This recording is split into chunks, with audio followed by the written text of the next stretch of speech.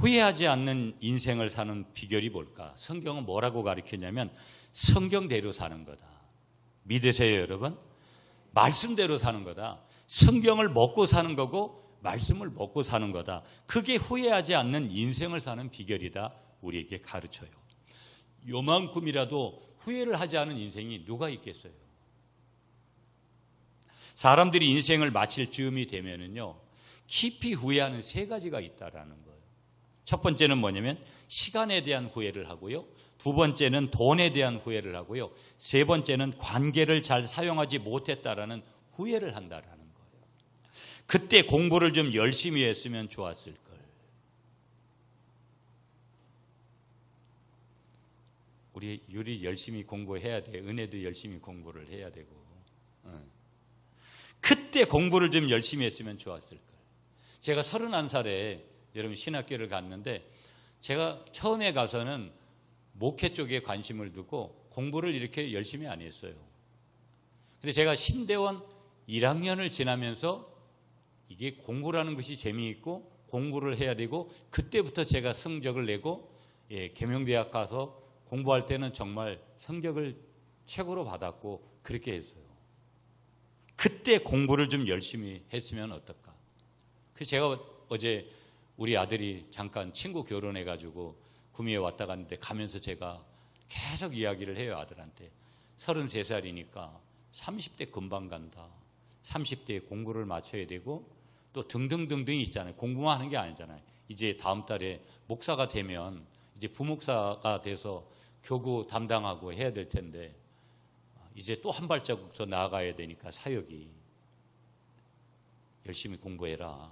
30대 때 공부를 맞춰라. 두 번째, 그때 그 돈을 그렇게 쓰지 않았으면 좋았을 걸. 여러분, 내가 여기에 썼어야 되는데 여기에 쓰는 게 아닌데, 그때 그 사람과 그렇게 다투면 안 되는 거였는데, 이런 거 얼마든지 있죠. 그런데 이처럼 시간과 돈과 관계를 잘못 사용했다고 후회한다는 것은 평생에 걸쳐 그것들을 충분히 사용해봤기 때문에 후회하는 거예요. 여러분, 우리가 돈도 지금까지 써봤고 사람하고 뭐 트러블도 생기고 사랑도 하고 뭐 여러 가지, 그리고 공부도 좀 해보기도 하고, 그것들을 충분히 어떤 의미에서는 사용해봤기 때문에 더 후회하는 거라는 거예요. 사용해보지 않은 것, 내가 사용해보지 않은 것 혹은 사용해보지 못한 것을 가지고는 어찌 보면 후회를 하지 않을 거다. 그런데 놀라운 사실 한 가지를 우리에게 가르쳐 주는데, 저와 여러분들을 그리스도인이라 그러잖아요. 예수 믿는 사람들 하나님의 자녀라고 부르는데, 오늘 이 그리스도인들도 인생을 마치면서, 저와 여러분들이 어느 날 인생을 마치는 날이 분명히 오잖아요. 그 인생을 마치면서 다른 사람들처럼 시간과 돈과 관계를 잘 사용하지 못했다라는 것은 후회를 하면서, 똑같이 예수 안 믿는 사람하고 똑같이 그렇게 후회를 하면서 성경에 대해서는 후회하지를 않는다라는 사실을 우리에게 가르쳐 주더라는 거예요. 내가 성경을 읽지 않고 성경을 묵상하지 않고 성경의 말씀을 우리가 먹지 않고 한 것에 대해서, 그리고 그 말씀을 믿고 그 말씀대로 살아보려고 하고 말씀이 어떻게 나의 삶에 역사하는지에 대한 그런 것들을 관심을 가지지 않은 그런 것들을 우리에게 말씀하고 있는 것이죠. 하나님의 말씀인 이 성경은 계시의 책이거든요. 완전하게 완벽한 하나님의 뜻을 알려주는 그런 곳이 어디 있냐면, 여러분, 우리가 기도할 때 뭐 내가 기도했더니 뭐를 받더라, 내가 뭐 기도해가지고 어떤 은사를 받았더라, 그게 잘못됐다라는 얘기가 아니라 그것은 자기만의 어떤 간증일 뿐이고 자기만의 신앙 고백일 뿐이지, 남들에게 자기가 한 그러한 체험을 강요하거나 그것이 우월감을 가진다, 내가 한 것은 가장 우월하다, 내가 만난 하나님이 가장 최고의 하나님이다, 이런 어리석은 말로 가면 그 사람은 어찌 보면 기도하고 그런 은사와 그런 체험을 한 것이 도리어 본인에게는 해가 될 수 있는 것이죠. 보면 성경에 대해서 후회를 하지 않는, 내가 성경 말씀을 읽지 않고 성경 말씀을 묵상하지 않고 성경 말씀을 전하지 않고 성경을 먹지 않고 성경을 먹은 다음에 일어나는 놀라운 기적을 간증하지 않고 그런 것에 대한 후회를 하지 않더라는 거예요. 예수 믿는 사람들이. 성경이 너무 흔하니까 여기도 던져져 있고, 교회 와도 저기도 던져져 있고, 집에 가도 저기도 던져져 있고, 여기도 던져져 있고. 하나님의 말씀인 계시의 책인데 성경은 사용해 보지 않았기 때문에 어떻게 보면 후회하지도 못하는 거예요. 여러분 다 로또 복권 사보시죠. 마지막 번호 하나면 1등과 2등의 차이가 엄청나잖아요. 그런 경험을 여러분이 해보셨는지 모르겠는데, 그런 것은 가지고는 후회를 하고 여러 가지 하지 않아야 될 비본질적인 것에 대해서는 후회를 하면서 내가 성경 말씀대로 사용해 보지 못한 것에 대해서는 아무런 감각조차 없는 사람들. 자, 그렇다면 왜 성경이 중요하냐? 왜 하나님의 말씀이 중요하냐? 하나님께서는 우리 모두에게 성경 전체를 뭐로 주셨느냐? 선물로 주신 줄 믿습니다. 자, 선물이라는 거, 여러분 이번 추석에도 여러분 참 선물을 주고받고 하잖아요. 보면 돈도 주고받고 하고, 봉투가 이리 갔다가 그 봉투가 저리 가기도 하고 그렇잖아요. 보면 선물은 쓰라고 주는 것이지 보관하라고 주는 것은 결코 아닐 거라는 거. 하나님께서 우리에게 선물로 주신 성경은 누구에게는 창세기만 주시고 누구에게는 요절 몇 구절만 주시는 그런 것이 아니었다라는 거예요. 그런데 평생 마음껏 쓰라고 주신 성경 전체를 다 사용하지 못하고 겨우 요절 몇 구절 가지고 만족하다가 하나님 나라에 가는 것을 우리에게 지적하고 있는 거예요. 500년 전에 마르틴 루터가 종교개혁을 했어요. 그 종교개혁을 했던 이유 중 하나가 뭐냐면, 그 당시에 사제들만 가지고 있었던 성경을 모든 사람들이 다 읽게 하기 위해서 어떤 측면에서는 종교개혁을 한 거예요. 그런데 보세요 여러분, 오늘을 살아가는 저와 여러분들이 살아가는 오늘 많은 사람들이 성경을 가지게 되기는 했는데 그냥 가지고만 있는 거예요. 그냥 가지고만. 성경이 기적의 책이고 능력의 책이고 할 수 없는 모든 것이 이 속에 감춰져 있는데, 하나님의 선물이 이것에 다 감춰져 있는데 그냥 가지고만 있는 거예요. 내가 가지고 있는 성경을 통해서 이 하나님의 말씀이 내 삶에 역사하고 내 삶의 간증을 선물로 주시는 그런 역사가 우리에게 있습니까? 아무 말도 안 하시는구나. 얼마나 추석에 많이들 드셨으면 배가 불러가지고 이렇게 아멘도 안 나오겠어요. 아멘을 하세요. 겨우 하라 그러면 나오고. 참 이게 어려워요. 이런 강요된 아멘은 결코 제가 하기는 싫은데 억지로라도 십자가를 져야 되고 억지로라도 때로는 아멘을 해야 되니까. 왜? 영성이라는 것은 그래서 훈련이 중요한 거예요. 하나님을 향해서는 바로 즉각적인 응답이 나오고, 세상에 대해서는 아주 천천히 이런 것들이 돼야 되는데 세상에 대해서는 빠르면서도 하나님에 대해서는 민감도가 떨어지는 거예요. 여러분이 지금 하나님이 말씀하시는 거라고 믿는다면 여러분이 아멘 안 해야 될 이유가 전혀 없어요. 여러분의 영성의 현주소가 그럴 거라는 거예요. 평생 쓰고도 남을 만큼의 큰 돈을 선물로 받은 거예요. 그랬음에도 한 푼도 못 쓰고 죽는 어리석은 사람하고 똑같은 거예요. 여러분 돈 많이 모으면 뭐 하겠어요? 돈 수십억 모아놓으면 뭐하고 수백억을 모아놓으면 뭐 하겠느냐라는 거예요.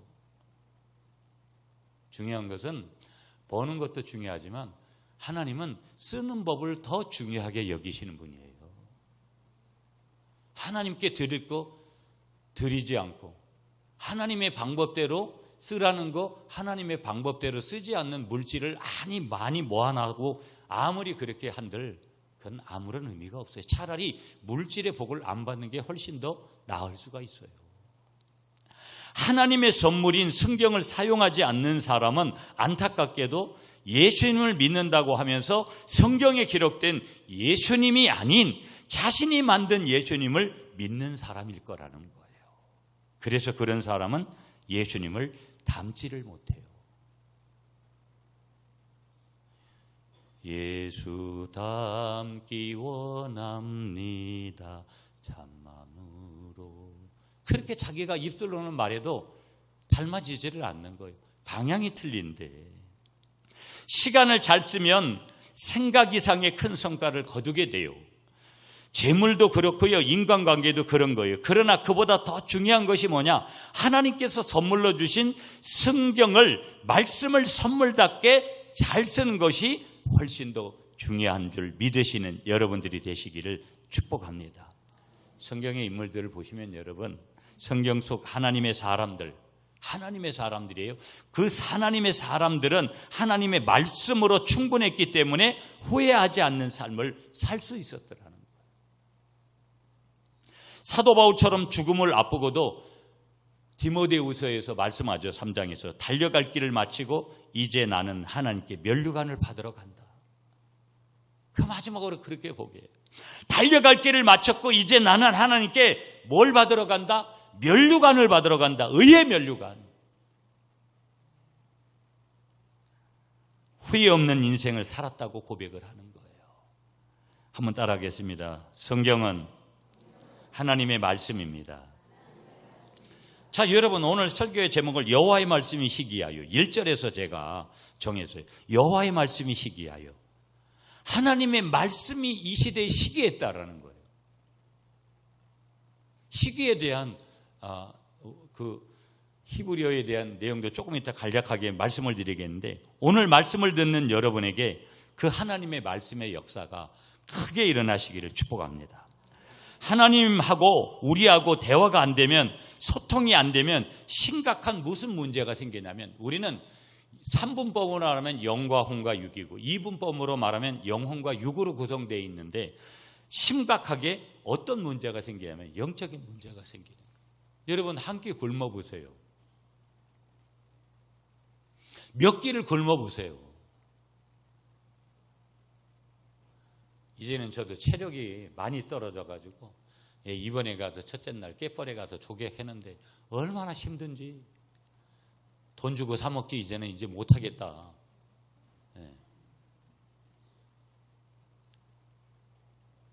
육도 우리가 그런 에너지들이 점점 떨어져 가는데, 그렇다면 영혼 육으로 구성된 인간이 하나님과의 말씀을, 하나님이 주시는 말씀을 먹지 않을 때 영혼도 똑같이 우리 육체하고 그렇게 쇠퇴하게 되더라.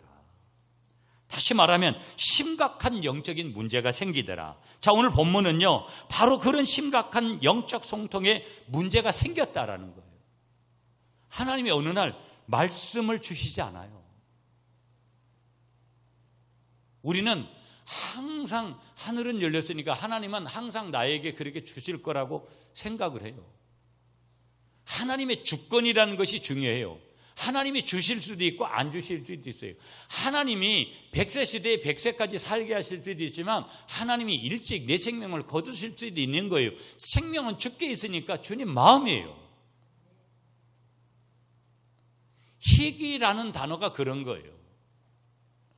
하나님의 말씀이 희귀한 시대예요. 어떻게 보면 하나님의 말씀이 잘 금방금방 이렇게 안 나타나는 거예요. 하나님이 어디 있습니까, 여러분? 여러분이 믿는, 내가 믿는 하나님이 어디 있어요? 하나님이 보입니까? 하나님이 잡혀요? 하나님이 느껴지십니까? 여러분, 하나님이 느껴지고 하나님이 잡히고 하나님이 보여주면 그렇게 살지 않아요. 그렇게 돈 쓰지 않아요. 그렇게 시간 보내지 않아요. 사는 방식이 틀려요.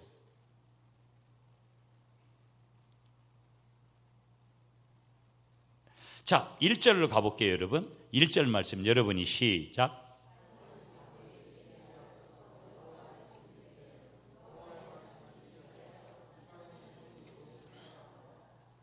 자, 여호와 말씀이 어떻게 됐다? 희귀했다. 히브리어 야키르라는 단어, 여러분이 이런 걸 몰라도 상관없어요. 뜻만 알면 되니까. 이 야키르라는 희귀의 히브리어의 뜻은 어떠냐면, 말 그대로 희귀하다. 이 말은 뭐예요? 흔하지 않다라는 거잖아요. 또 뭐예요? 귀중하다, 빛나는, 중요한. 그러니까 이 빛나는, 귀중한, 희귀한 이 말씀이, 이상이 흔히 보이지 않았다. 이 말은 뭐예요?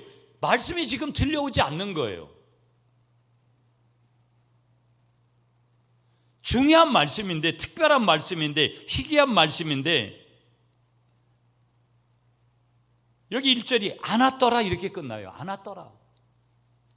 이상, 여기에 여러분 이상이라는 이 히브리어 하존이라는 단어 썼어요. 이 단어는 뭐냐? 이상은 환상을 얘기하는 거예요. 여러분 성경을 보시다가 요셉 그러면 꿈의 사람이잖아요. 꿈이라는 것은 무의식 중에 주어지는 거예요. 무의식 중에 주어지는 거기 때문에 꿈은 반드시 확인이 필요해요. 개꿈인지 진짜 하나님이 주신 비전인지를 우리가 확인을 해봐야 되는 거예요. 두 번째 오늘 나오고 있는 이상은요, 비몽사몽간에 오는 거예요. 비몽사몽간에 꿈꾸는 것 같기도 하고 깨어있는 것 같기도 하고. 구약에 어떤 인물이 이상을 봤냐면 다니엘서에서 나오는 하나님께서 주시는 거죠. 이 이상도. 오늘 여기 뭐래요? 이상이 흔히 보이지 않았더라. 그런 하나님이 주시는. 그 다음에 환상이라고 했으니까 환상이라는 것은 뭘 말씀하냐면 환상은 의식이 있는 가운데 주어지는 거예요. 눈을 뜨고 있는데 환상이 보여요, 여러분.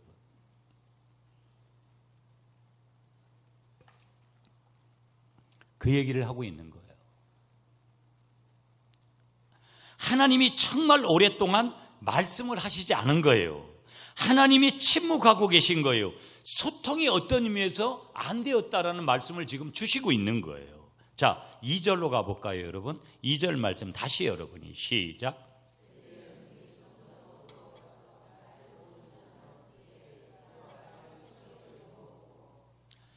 여러분, 엘리가 제사장이거든요. 엘리의 눈이 점점 어두워가고 보지 못하는 그때예요. 제사장 엘리에게 영적인 침체까지 일어났다라는 거예요. 육적인 눈만 보이는 것이 보이지 않는 그런 것이 아니라 영적인 눈도 지금 제사장 엘리가 영적인 침체가 찾아와서 지금 보지 못하는데 하나님이 침묵하시는 데에도 뭐가 이유가 있는데 엘리는 하나님이 침묵하신 이유에 대한 관심이 없어요.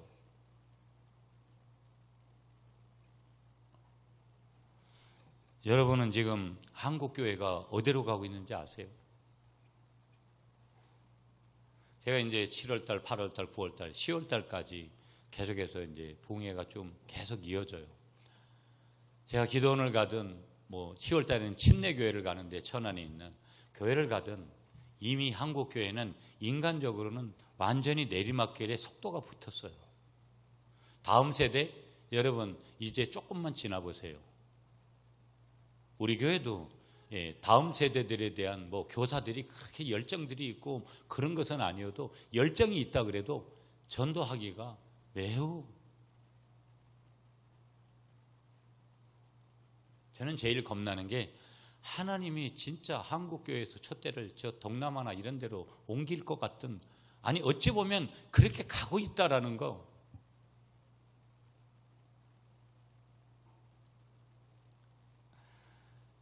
그러면서도 제가 여러 번 얘기하지만 포기할 수 없는 거예요. 하나님 한국교회를 살려달라고. 배에 기름들이 잔뜩 껴가지고 대한민국 사람들은 그저 놀기 바쁜 사람들이고 돈 없다 그러지만 그건 거짓말이에요. 돈 다 있어요.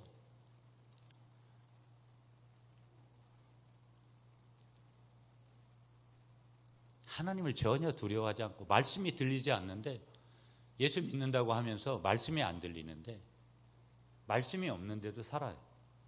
놀라운 거죠.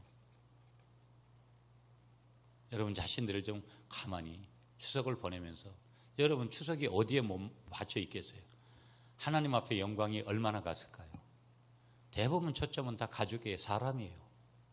그것이 잘못됐다는 것이 아니지만 거기에서 그냥 만족을 느끼려고 하고 거기에서 머무르는 그것이 최고인 줄 착각을 해요.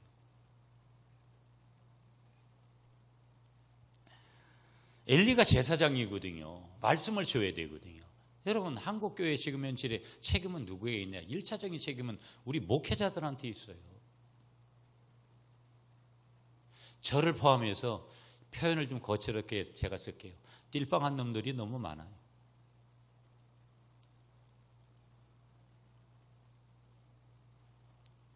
지도자들에 대한 평신도 그룹으로 가면 항전 직분자들에 대한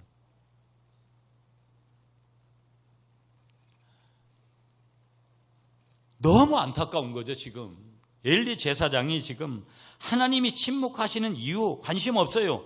관심이 없었던 이유 중에 딱 하나가 뭐냐? 여러분, 오늘 본문 저희가 읽지는 않았는데 13절을 한번 같이 읽을게요. 13절 시작.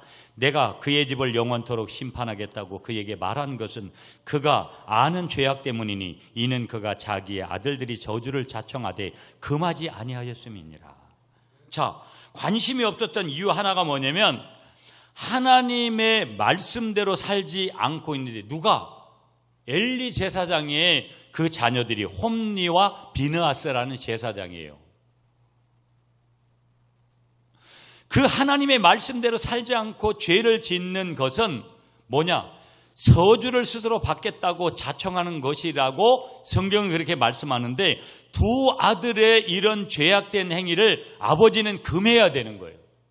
너희가 하나님의 말씀에 위배가 되는 거야, 이렇게 하면 안 돼 라고 그렇게 따끔하게 했어야 되는데, 홈리와 비느하스는 제사장인데, 그런데 홈리와 비느하스가 무슨 짓을 해요? 성경에 보면 제사 지나는 제물들 갈고리로 막 꺼서 좋은 것들은 자기 것으로 다 취해버리고 제사 제물을. 그런데도 그들은 하나님의 제사를, 그러니까 하나님, 오늘로 말하면 예배를 무시해버린 거고요. 하나님의 예배를 무시해버린 거예요. 백성들이 하나님께 드리기 위해서 가져온 제물을 자기가 원하는 대로 취한 거예요. 여러분, 만약에 우리가 우상 섬길 때 제사를 얼마나 정성스럽게 지내요. 그런데 만약에 할아버지, 할머니, 뭐 큰아버지, 작은아버지 다 뭐 이렇게 형제들이 있는데, 만약에 누구 중에 그 손자, 손녀들이나 누가 제사 음식을 지가 먹겠다고, 제사도 드리기 전에 만약에 그랬다, 좋은 건 내가 먹겠다고 막 땡깡을 부렸다고 생각해 보세요. 조금 험한 말하다가 그냥 귀탱이가 날아갈지 모르지 않겠어요? 옛날 같으면 그 이상도 해요. 만약에 그런 짓을 했다 그러면. 우상을 섬기는 재물을 가지고도 그런 짓을 해도 그런데, 하나님 앞에서, 전능하신 하나님 앞에 드리는 제사의 재물을 완전히 무시한 거예요. 그러니까 여러분, 예수 믿으면서 예배가 사라지면 그건 예수쟁이도 아니에요. 예배가 그렇게 중요한 거예요. 나에게 있어서 예배는 무엇으로도 타협이 될 수 없는 거예요. 예수 믿는 순간부터 예배, 그것만 있는 것은 아니지만 그 예배가 그렇게 중요한 거예요. 그런데 부모만 예배를 중요하게 여기는 것이 아니라, 제사만 중요하게 여기는 것이 아니라, 자녀들에게 제사를 바르게 가르치고 예배를 가르치는 것은 얼마나 중요한지를 이 엘리 제사장을 통해서 하나님이 가르쳐 주시는 거예요. 그런데 홈리와 비느하스는 예배를 무시한 거예요. 그리고 더 중요한 게 뭔지 아세요? 예배로 나오는데 예물이 없다. 여러분, 제가 늘 얘기해요. 요즘은 명단도 안 내요. 뭐 주일원금 했으면 몇 명 했다. 옛날에는 누구누구 했는지도 내죠. 여러분, 주일에 여러분들이 주일원금을 드리지 않는다? 그건 있을 수가 없어요. 있을 수가 없는 일이라고요. 여러분이 주일에 예물을 들고 나오지 않는다? 여러분, 그거는 아직까지 신앙인이 아니에요. 아직까지 신앙인이어도 어린 신앙이에요. 제사에 제물이 없다?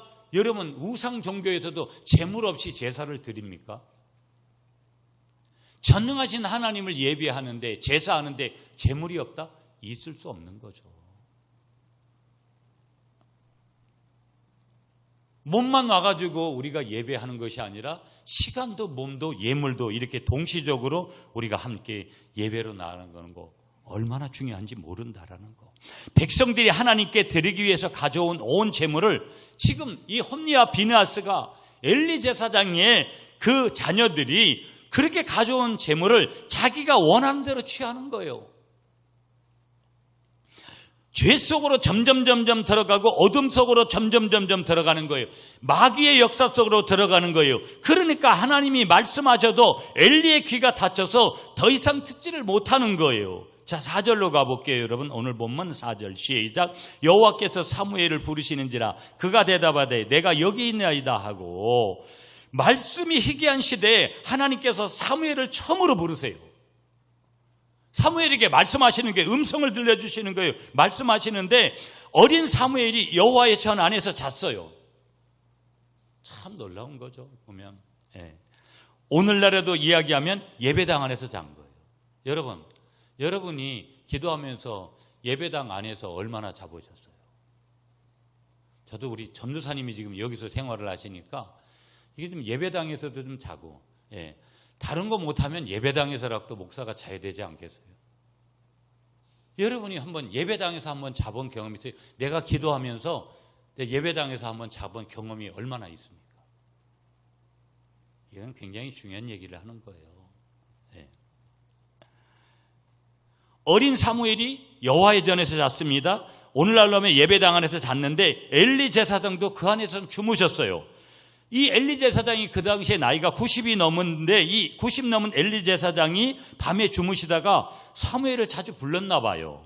사무엘이 자는데 하나님이 사무엘아 사무엘아 하고 부르시니까 사무엘이 내가 여기 있나 하고 누구에게 가냐면 어디로 가냐면 엘리 제사장에게로 가요. 우리 한번 따라하겠습니다. 내가 여기 있나이다. 5절로 갈게요. 엘리에게로 달려가서 이르되 당신이 나를 부르셨기로 내가 여기 있나이다 하니 그가 이르되 나는 부르지 아니하였으니 다시 누우라 하는지라. 그가 가서 누웠더니 엘리 제사장이 나는 너를 부르지 않았다. 다시 가서 너 자라. 그렇게 얘기했어요. 그래서 사무엘이 다시 누웠습니다. 하나님이 엘리야야 엘리야라 부르시거나 사무엘아 사무엘아 하고 부르시면 옛날 같으면 엘리 제사장이 하나님의 음성을 들었을 거예요. 사무엘아 하나님이 너를 부르시니까 빨리 하나님 주여 내가 여기 있습니다. 주님 내가 여기 있습니다. 그렇게 대답해라. 바로 얘기해 줬을 거예요. 그러나 지금 영적으로 무감각해져 있거든요. 엘리 제사장이 그렇게 얘기하지 않았어요. 엘리 제사장이 영적으로 어두우니까 하나님의 음성을 듣지를 못했어요. 소통이 안 됐습니다. 영적인 단절이 왔습니다. 상대방이 중국말로 하는데 내가 알아듣지 못하고 내가 영어로 하는데 상대방이 알아듣지 못하는 것과 똑같은 현상이 지금 일어났습니다. 중국말과 영어와 한국말의 단절은 통역을 불러서 통역하면 알아들을 수 있고 단절이 해결되는데, 그러나 문제는 오늘 하나님과 이 엘리 제사장, 하나님과 사무엘 관계 속에서 오는, 특별히 엘리 제사장과의 속에서 오는 영적 단절, 곧 내가 하나님의 음성을 알아듣지 못하면 심각한 문제가 생기더라는 거예요. 하나님은 그 시대마다 하나님의 종들을 통해서 말씀하셨어요. 구약에도 선지자와 예언자들을 통해서 수많은 선지자들을 보내고 수많은 예언자들을 보내고,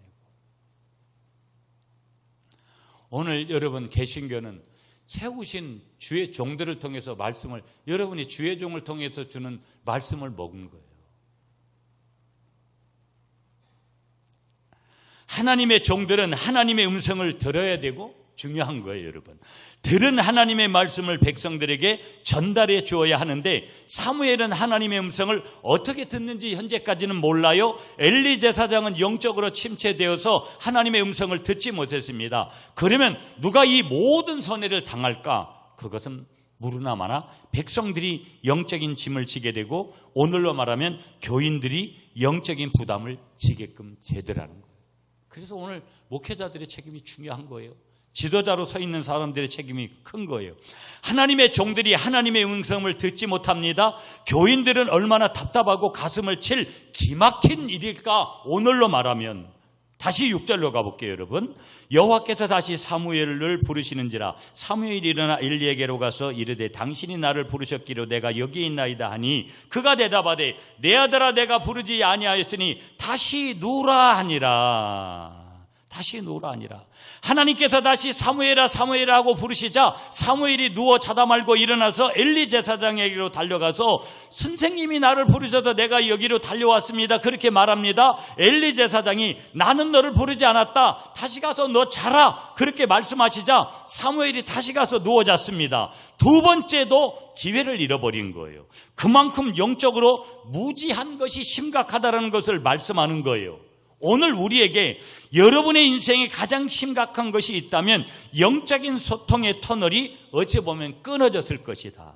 하나님의 음성을 들으면 영적인 소통이 일어나는 건데, 하나님 앞에 가야 될, 하나님의 말씀 앞으로 달려가야 될 사람이 사람만 따라가게 되고 사람의 말만 주시하는 거예요. 아무리 사무엘이어도. 그런데 여러분, 오늘날은 더 하나님의 음성이 들리지 않아요. 하나님이 보이질 않아요. 여러분, 하나님이 보입니까? 하나님이 만져져요? 하나님의 음성을 듣습니까? 아멘을 못하는 이유들이요, 말이 나오지를 않는 거예요. 당연히 여러분이 그렇게 살면 아멘하고 당연히 응답이 나와야 되는 거예요. 여러분 안에 있는 성령이, 여러분 안에 계신 예수의 영이 그렇게 답하도록 그렇게 그런 원리로 그렇게 돼 있어요. 쉽지 않죠. 목사님은요, 쉽지 않아요.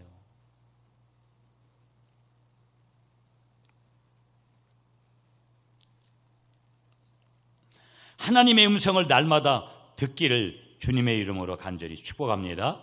7절로 가볼게요, 여러분. 7절 여러분이 읽어주세요. 시작.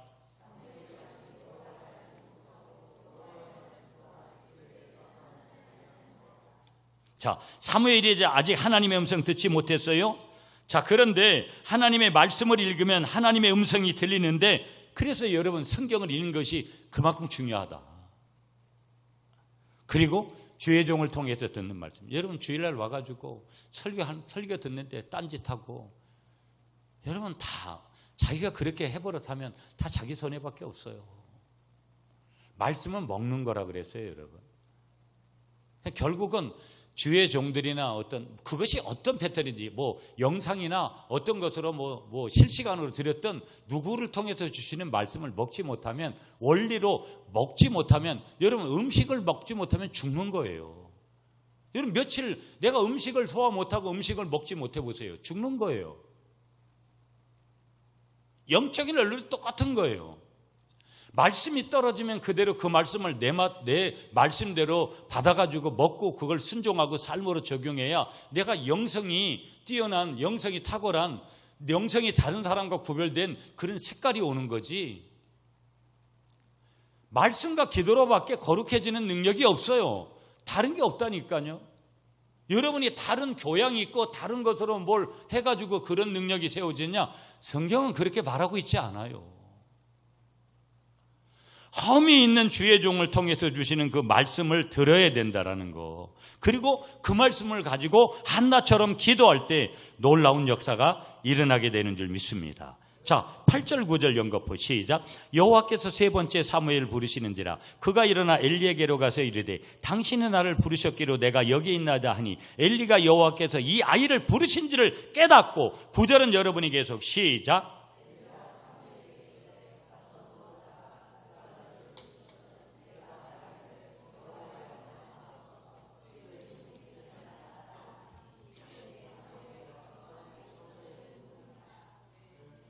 여러분 세 번째 가서야 하나님이 사무엘을 부르신다라는 것을 엘리 제사장이 깨달아요. 그러니까 여러분 적어도 공동체는, 교회로 말하면 여기 적어도 목회자가 먼저 깨닫고 중직자들이 먼저 깨닫고, 적어도 남전도회 여전도회 회장을 하는 회장이 먼저 깨닫고, 그 팀원들을 여러분 공동체를 이끌어야 되는 거 아니겠어요? 그러니까 그 인사라는 것이 그렇게 중요한 거고, 이제야 엘리 제사장이 깨달은 거예요. 하나님이 어떻게 보면 냉정하게 말하면 하나님이 이미 벌써 엘리 제사장을 떠났구나. 여러분 은사를 거두셔도 하나님이 사울에게 은사를 거두시고 해도 10년 20년 은사는 그대로 나타났어요. 하나님이 나를 이미 떠나버렸는데도 사람들이 그런 착각을 하는 사람들이 있다니까요. 무서운 얘기예요. 엘리가 영적 침체에, 영적 단절에 비참한 상태로 들어가게 됐구나. 자, 10절을 우리가 읽었어요. 10절에 우리가 다시 10절 여러분 우리 오늘 다시 읽을게요. 시작. 여호와께서 임하셔서 전과 같이 사무엘아 사무엘아 부르시는지라 사무엘이 이르되 말씀하옵소서 주의 종이 듣겠나이다 하니. 자, 하나님께서 그렇게 부르셨어요. 부르셨는데 드디어 사무엘이 하나님을 알게 되었고 하나님의 음성을 듣는 것을 알게 됐어요. 그래서 사무엘이 뭐라고 대답해요? 주의 종이 듣겠나이다. 자, 사무엘에게 들려주신 첫 번째 음성이 무엇이냐? 11절이에요. 시작. 여호와께서 사무엘에게 이르시되 보라 내가 이스라엘 중에 한 일을 행하리니 그것을 듣는 자마다 두기가 울리리라. 여기서 그 일은 하나님이 엘리 제사장과 엘리 제사장의 집을 영원히 버리시겠다라는 그 뜻이에요. 어린 사무엘이 얼마나 놀랐겠어요. 다른 집안이 지금 잘못되는 일을 하나님께서 음성으로 들려주신 거예요. 사무엘이 들은 첫 번째 하나님의 음성이 너를 기르고 너를 영적으로 지도했던 엘리 제사장을 내가 버리겠다라는 거예요. 내 스승을 버리겠다는 음성을 처음 들은 거예요. 사무엘은 너도 엘리처럼 그렇게 한시라도 잘못하고 영적 침체가 지속되면 너도 엘리처럼 하나님께서 무슨 경고하신 거예요? 너도 네 스승처럼 내가 너를 버릴 수 있다 경고하시는 거예요.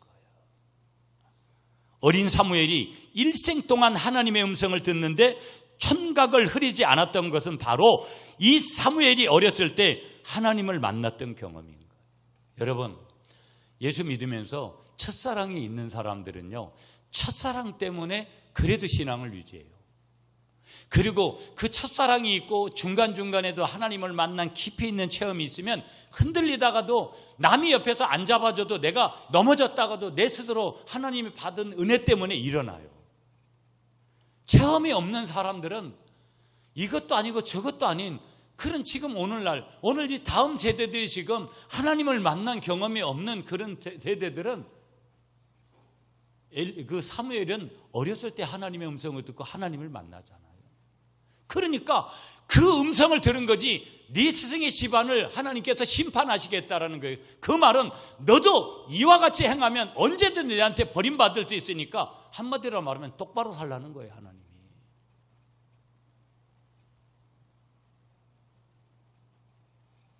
하나님이 첫 번째로 엘리 집안의 한 일을 사무엘을 통해서 이스라엘 백성들이 듣고 그들의 두 귀가 울리리라. 하나님이 엘리 집안의 한 일을 잊을 것이냐 잊지 않을 것이냐 잊지 않을 것이다. 이렇게까지 확실하게 알려주셨기 때문에 여러분 14절로 한번 가볼게요. 이제 결론 갈게요. 14절 시작. 그러므로 내가 엘리의 집에 대하여 맹세하기를 엘리의 집의 죄악은 제물로나 예물로나 영원히 속죄함을 받지 못하리라 하였노라 하셨더라. 예. 지금 하나님의 심판이 임하게 되어져서 이렇게 되어진 거예요. 엘리의 집안은 제물, 예물 이런 거 가져와도 예배 많이 드렸다고 해서 그거 용서되지 못한다라는 거예요. 이 하나님의 확정이 끝나면 이렇게 무서운 거예요. 엘리 집안만큼은 하나님이 영원히 속죄함을 받지 못하게 하시겠다라는 거예요. 무서운 얘기를 이 사무엘에게 하나님께서 그 말씀으로 들려주시는 거예요.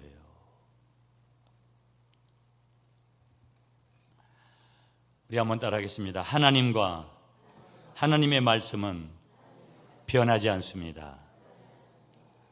여러분, 추석 한가위가 지나고 이제 한가위 지나면 이제 뭐 하반기 얼마 남습니까? 10월, 11월, 12월.